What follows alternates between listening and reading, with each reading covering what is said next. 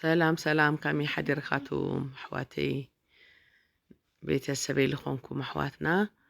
እንኳዕ ኣብፅሐና ለሆሳእና መዓልቲ ልድርብ በዓል ሰንበት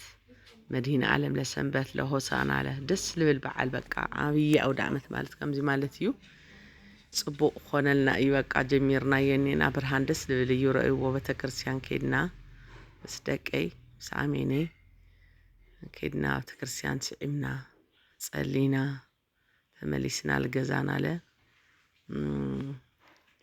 እንት ጽቡቕ መዓልቲ ክንውዕል ኢና ኢልና ሓሲብና እኒና እንግዲህ ምሳና ውዓሉ ረእይዎ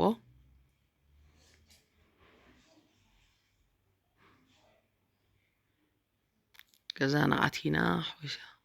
ሆሳእና ናይ ሆሳእና ኣኩሻዓና ያው ዕቅነን ንበዓል ገዛይ መጀመርያ ብማሚ እየ ልሰርሕ መጀመርያ ሰበይተይ ይሰርሕ እሞ ለደቀይ ኢሉ እናተናገሮም ንደቁ ያው ኣይንኽእለይቱ መስራሕ ምውጣኑ እውን እየ ለይኽእሉ ኣነስ ሰሪሕ ይህበኒ እሞ ባዕለይ ኢሉ ውድእ እምበይ ከውጥን ኣይክእል እሱ ኢሉ ሰርሐልና ኩሉ ሻዕ ያው ኣብ ሰንበት ኣብ መረባ ይኹነልና እምበዓይ ደገ ቡና ክንሰቲ ቁርስና ክንበልዕ ተባሂሉ ያው ደቀይ ከምዚ ሽርጉድ ላበላ ቡና ይፍልሓልና ኣለዋ ለልዋይ ቡና ተፍልሕላ ደቀይን ወደይን ኣሜን ለመጺኒ ኮፍ ኢሉ ወለላይ ያው ቁርስ ንበልዕ ኣለና ማለት እዩ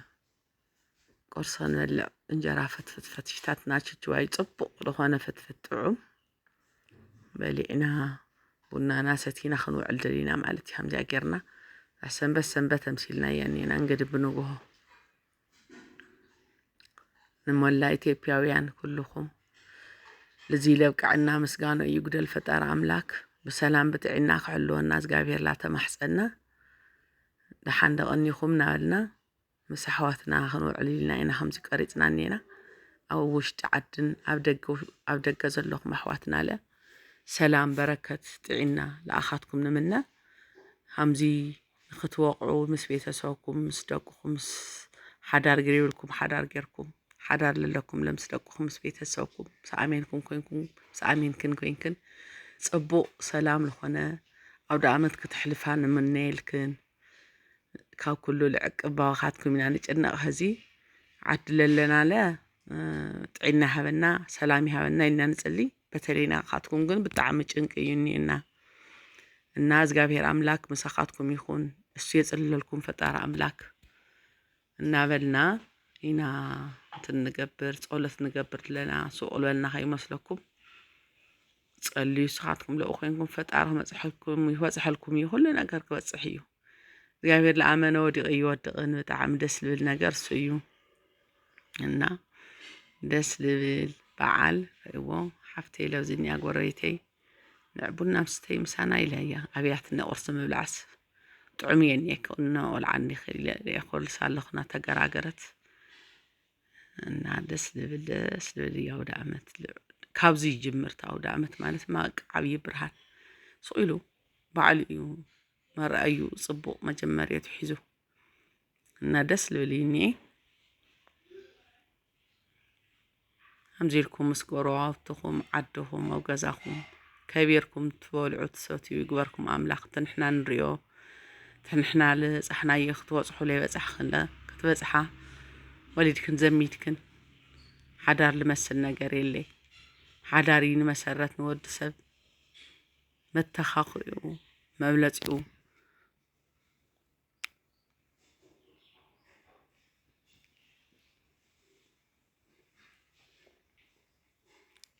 እና ንኩሉ ነገር ጽቡቕ ስለልኾነ ረእይዎ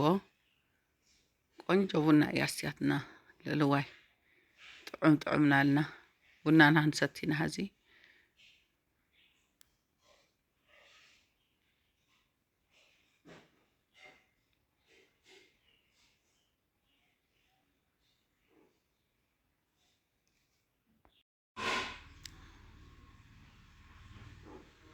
ሕምባሻ ብጣዕሚ እዮም ዘፈትው ደቂ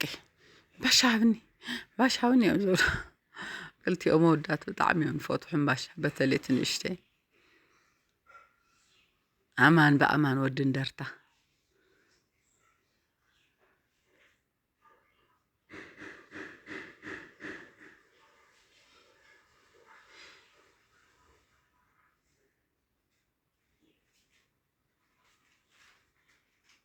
እናና በላዕና ረእዎ ደስ ዝብል ጽቡቕ ዝኾነ መዓልቲ ኢና ውዒልና ምስ ደቀይ ደስ ይብል ረእይዎ ያው ቡና ላይ ይቕዳሕ ኣሎ ንሰቲ ኢና ያው ቡናና ብሰተና ውዕለይ ለለ እንዳሓዳ ሓወቦይ እኒአኒ መዲን ዓለም ጸበል ክንከድ ያው ከይድና ጸበል ንሓዝና ለዝኒኤ በቃ ደስ ልብል በቃ በበገዝኡ ጸበል እዩ ዘይኽለአና ጎይታ ከምዚ ምኻድ ጸበል ንግደት ምብላዕ ብጣዕሚ ደስ ብለናና ከም ምንም ልዕቅም በቃ እና ዓብይ በረከት ውዒልና ያው እንጀራና ሒዝና እዚ ደቀይ ላበልዓየን ክልትየን ኣብዚ ኣነ በዓል ገዛይ እኒኦ ተሓውበይ ያው ብቕድሚት እኒኦ ደስ ልብል መዓልቲ እዩ ነይሩ ኣብዚ ኢለ ዕልለይ ቡና ናፍልሐትሎም ከምዚ ኢልና ምሽና ያቕኒልና